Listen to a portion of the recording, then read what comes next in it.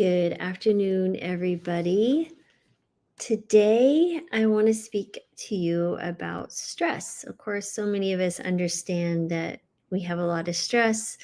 I think sometimes people think that they're dealing with their stress in a much more productive way than they actually are. So, I wanted to share an interesting way to do your own stress management. One measurement, and then a few ways maybe you could see how you can improve your stress levels and then maybe remeasure it again. So first of all, we understand that stress is a normal part of life, but how we handle it can really impact your health and your well-being. So what we're going to do is something utilizing a tool called the Perceived Stress Scale, or the PSS. So that basically is a tool that measures the level of stress that we've had over the last month. And in just a minute, we'll go over the questions together. And as we do, you'll use the certain responses. So you might want to get a pen and paper. There'll be 10. I can do I'll do the 10 questions. Well, let's see here. There's actually, you can do 10 or 14 questions. I'll do the 10 questions for you. You can Google PSS, 10 or 14 questions and get these answers and questions and the scores if you prefer to do it at a different time. But so you're going to have 5 responses. So 0 is the answer is never, when I'm going to get to the question in a minute. A 1 is almost never. A 2 is sometimes. 3 is fairly often. And a 4 is very often. So again, 0 is never. 1, 2, 3, and 4, basically almost never, sometimes, fairly often, and very often. So that's going to be the graded scale. So in each of these questions that we're going to go over, go ahead and rank yourself as either a 0 to 4.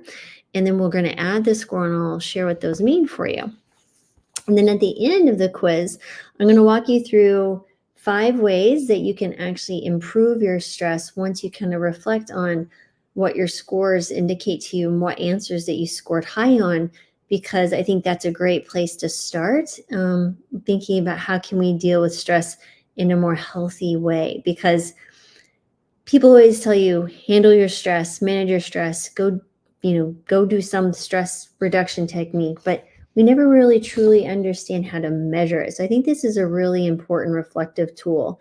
And just to kind of highlight why I think that's important, oh, my light just went out, is one, I will have a questionnaire that I have my patients fill out before I see them. And what's interesting about that is, some of these questions are what we call a GAD-7 or a PHQ-9. And what those do is those allow me to understand the potential risk of anxiety or depression for a patient. And so someone might say in those 2 questions, how often are you dealing with stress? And it'll be very high. But then when they ask the question, how are you, the general question, how do you feel you handle stress in your life? And they say extremely well, even though they're worried at a high level every day. So I think there's some disconnect on what we're actually feeling and how we think that we're dealing with stress. So on to the questions. So here we go. I have my paper handy because there's a lot of questions. Okay, first question. In the last month, how often have you been upset because of something that happened unexpectedly? Remember, 0 is never, and 4 would be very often, and in between scores. That's question 2. In the last month, how often have you felt that you were unable to control the important things in your life? Question 3, in the last month, how often have you felt nervous and stressed? Question 4, in the last month, how often have you dealt successfully with irritating life hassles? Question 5, in the last month, how often have you felt that you were effectively coping with important changes that were occurring in your life? Question 6, in the last month, how often have you felt confident about your ability to handle your personal problems? Question 7. In the last month, how often have you felt that things were going your way? Question 8. In the last month, how often have you found that you could not cope with all the things that you had to do? Question 9.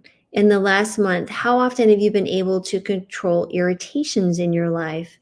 And the last question, in the last month, how often have you felt that you were on top of things?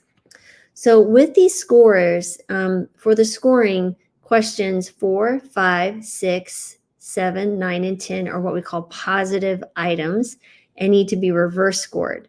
That means the total score is the sum of all 10 questions after reversing the scores of the positive items. So basically, if you had, let's say you answered, I don't know, let's see if questions 4 is in the last month, have you dealt successfully with irritating lies? Let's say that you put a 4, then I would reverse score that to like 0, right? So you're going to have a lower score there. So you would want to take, if you were scored a 4 on a very often on that particular question, again, you can Google it and get the more answers. And there might even be some AI. But the whole point here is that we want to get your total score. And the total score ranges from 0 to 40, with the higher scores indicating greater perceived stress. And so just, again, you could even change those questions if you like. But I think what it highlights here is some type of objective measurement where we're sitting back and kind of reflecting over the previous 30 days. How have we been dealing with our stress levels? Of course, there are going to be circumstances in life that life throws at you that can be extremely stressful. And those things just can't be avoided. But how we choose to deal with them is really, really important, because this has long-term consequences for you, your health, and your loved ones, your relationships, and so many things. Your physiologic health, your biologic health, elevated blood pressure, migraines, sleep disruptions, things like that. So again, how we perceive stress and how we respond to stress, and now what can we do to improve our ability or improve our skill sets in decreasing our stress or dealing with stress that occurs on a daily basis. So number 1, I want you to reflect on your responses. Really kind of look for patterns in your answers. Which questions scored the highest? And then that reflection can really reveal maybe specific stressors in the areas of your life that maybe need some attention. Let's say, for example, in the last month, how often have you been upset because something that happened unexpectedly? Maybe your kiddo got in trouble at school, or maybe 2 people at work quit and now you're having to work overtime because there's just a shortage of people working. And so again, how did you handle that? Were you really upset? Were you irritated? Or do you feel like, I'm doing okay there? But if you're finding that little things are setting you off, maybe that's the area that we need to think about needs attention. But again, these are just simple reflections. It's not judgment, but just utilize these as clues, kind of like being a detective. It's kind of like when you go to your doctor, many times I felt like a detective. People say, well, I'm having this issue, abdominal pain, headaches, you name it. There's all sorts of interesting and strange symptoms that people will bring up to you. So you have to kind of play the detective. And that's what I encourage you to do, is be your own detective when it comes to stress. So, okay, once now you've kind of seen the general area, it seems to be work related, family related, whatever related. Okay, next is, I think is really important, is to create a relaxation routine. And this could be meditation, yoga, reading, or just finding activities that help you unwind outside of alcohol consumption, or doing something that's going to have some other detrimental effect on your health. And the reason I say this is important, think of it as more than just a relaxation routine. Think of this as a space creating opportunity. So many of us don't have space in our lives to do anything, even remotely relaxing, right? Because we're always doing, doing, doing. I had a patient earlier this week and we were speaking just about this topic. And she goes, well, I'm always feeling I have a list of things to do. And yeah, I can relax after the list is done. And she's very busy, has a lot on her plate, as to so many other patients and other people that I know. um, yeah, you just feel like you have to keep going, going, going till it's all done, and then you can relax. But guess what? It's never all done. And that's the trick, is understanding, one, it's okay to say no. Two, it's imperative that you create space in your life, be it mental space, uh, space to relax, space to unwind. And that, I would say, you have to do this every day. I understand you're maybe busy with kids or a job or travel or whatever, but at the end of the day, you are going to be better for it and they will be better for it as well, because you'll be more present and in a better state of mind to handle things. But again, what that may look like for you, I don't have a great answer for you. I can just give you some suggestions or maybe some signs to point you in the right direction. For me, I do my mindful walk every morning and it just sets me in a good headspace. Allows me to be very intentional with my walking into the rest of the day.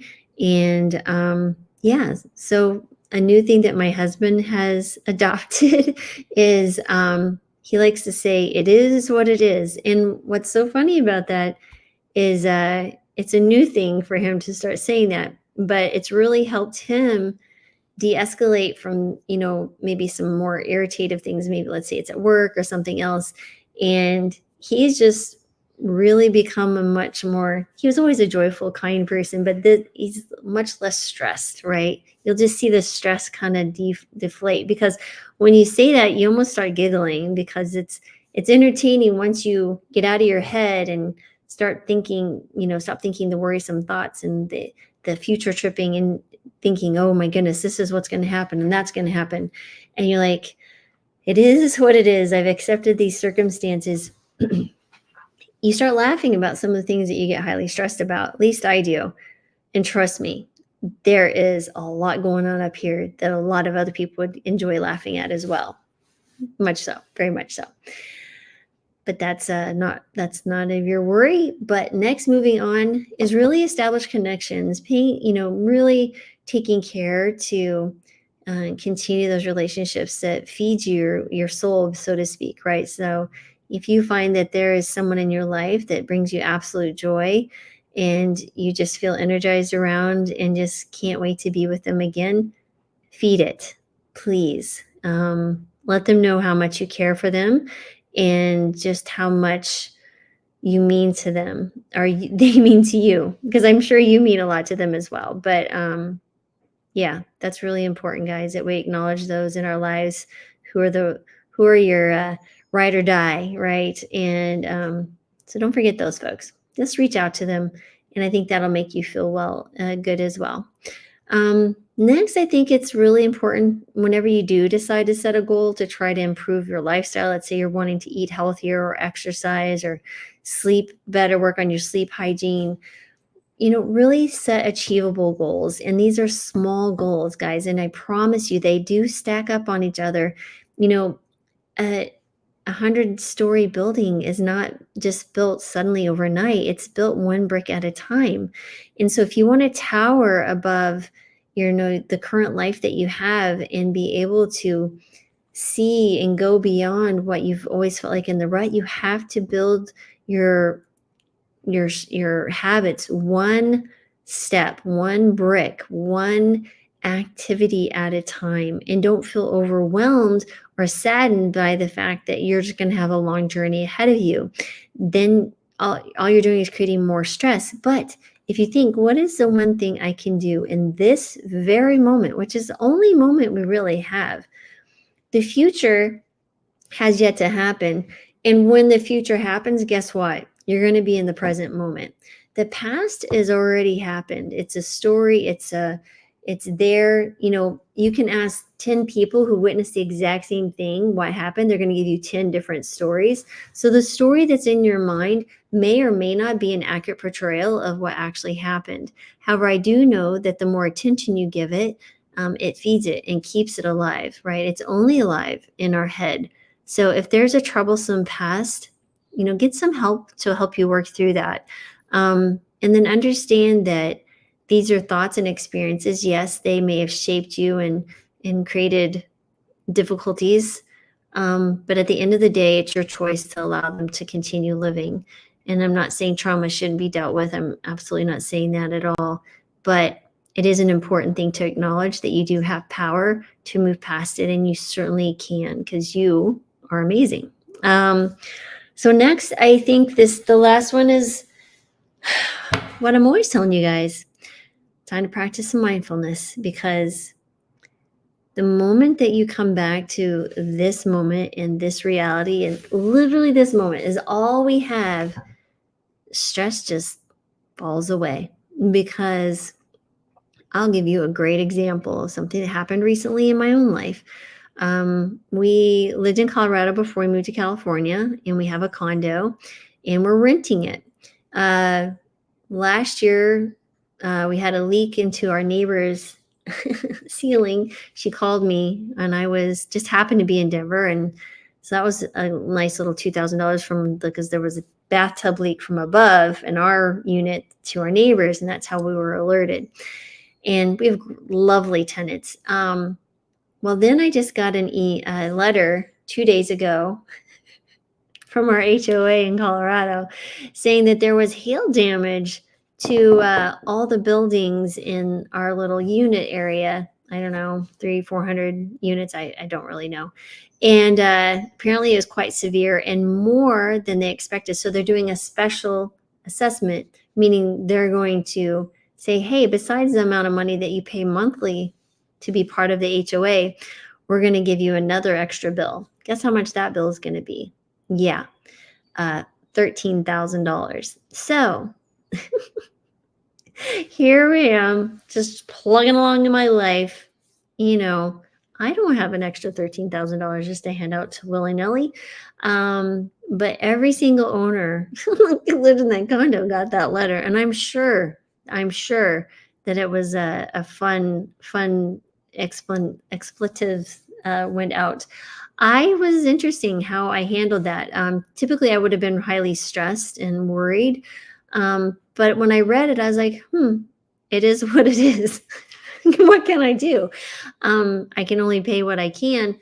But then they did mention in the letter, call your insurance and see if they'll cover it. And we do have a policy that will cover that for us after we pay a small deductible. So again, getting upset over this interesting and extraordinary circumstance would have got me nowhere other than farther away from continuing reading the letter, because you see this big old number. But if you just keep reading the letter, further down, it's like, call your insurance company. This will probably just be a claim, blah, blah, blah, on this special whatever. And that will make a big difference. So I'm like, okay, I'll call my insurance company. It's okay. So just like when Daisy had her surgery, and I guess I'm talking about finances. This is what's been falling down my way recently.